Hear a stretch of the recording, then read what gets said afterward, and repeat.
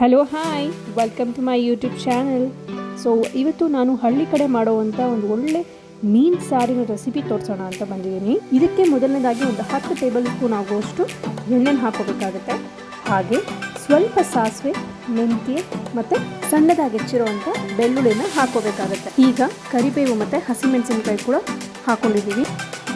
ಈಗ ನೋಡಿ ಸಣ್ಣದಾಗಿ ಹೆಚ್ಚಿಟ್ಕೊಂಡಿರುವಂಥ ಈರುಳ್ಳಿನೂ ಕೂಡ ಇದಕ್ಕೆ ಸೇರಿಸ್ಕೊತಿದ್ದೀವಿ. ಇದನ್ನು ನೋಡಿ ಚೆನ್ನಾಗಿ ಥರ ಫ್ರೈ ಮಾಡ್ಕೊಬೇಕು.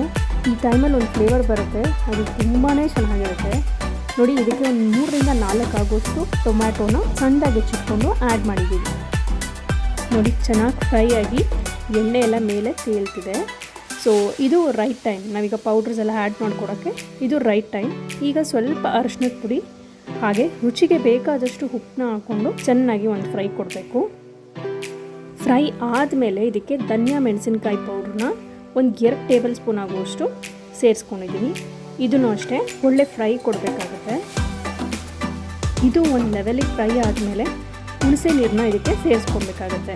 ಇಲ್ಲಿ ನಾನು ಒಂದು ಹಿಡಿ ಆಗೋಷ್ಟು ಹುಣಸೆಯನ್ನು ಕುದಿಸಿ ನೀರನ್ನು ಎತ್ತಿಟ್ಕೊಂಡಿದ್ವಿ. ಅದಕ್ಕೆ ಈಕ್ವಲ್ ಆಗೋ ಹಾಗೆ ಒಂದು 3/4 ಬೌಲಷ್ಟು ನೀರು ಹಾಕ್ಕೊಬೇಕಾಗತ್ತೆ.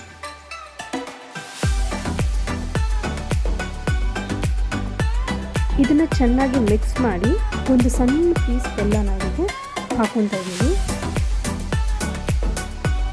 ಮೀನು ಸಾರನ್ನ ಮಡಿಕೆಯಲ್ಲಿ ಮಾಡೋದ್ರಿಂದ ತುಂಬ ಟೇಸ್ಟಿಯಾಗಿ ಬರುತ್ತೆ. ಚೆನ್ನಾಗಿ ಕುದಿ ಬಂದರೆ ಈಗ